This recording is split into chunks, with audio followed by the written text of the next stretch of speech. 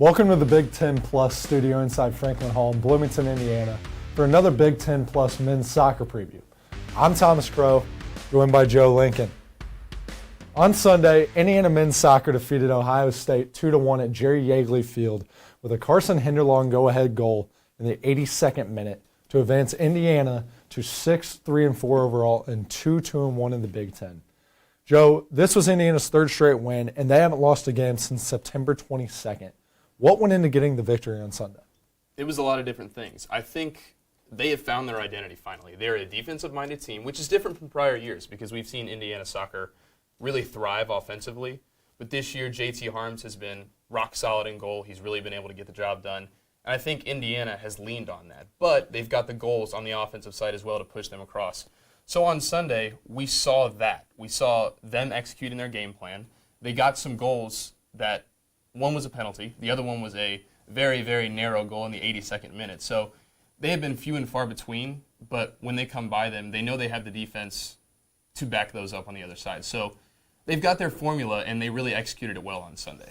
Right, you're at 0.62 goals per game for the opponents is an incredible feat for Harms.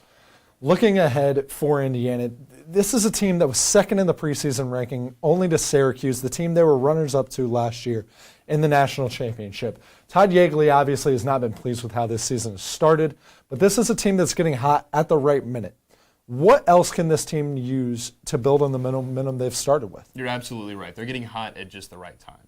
But when you haven't lost a game since September 22nd, you know that you're going in the right direction. You know you're doing some things right. So when you take that and you combine that with an offense that's finally starting to figure themselves out, good things are going to happen. I think what they need to do is stay within themselves. Don't try to change too much because you've already figured out what you need to do to win games. And I think if you mess with too much right now, you're kind of going to screw things up. So really keep what you're doing, but keep trying to improve on it every game.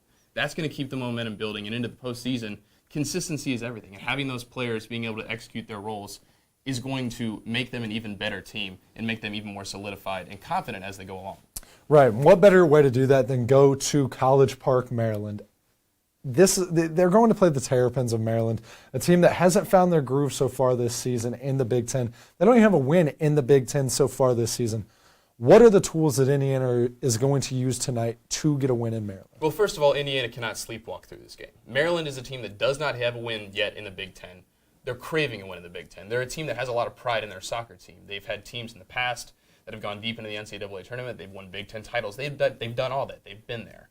So I think for Maryland, they're going to come out very hungry, very aggressive, and I think Indiana has to match that energy because I think they need to be aware that they have the upper hand. They just need to establish that. And I think if they're able to do that, they really shouldn't have any issues. But definitely make sure you're on the attack and don't come up shorthanded in the beginning of the game.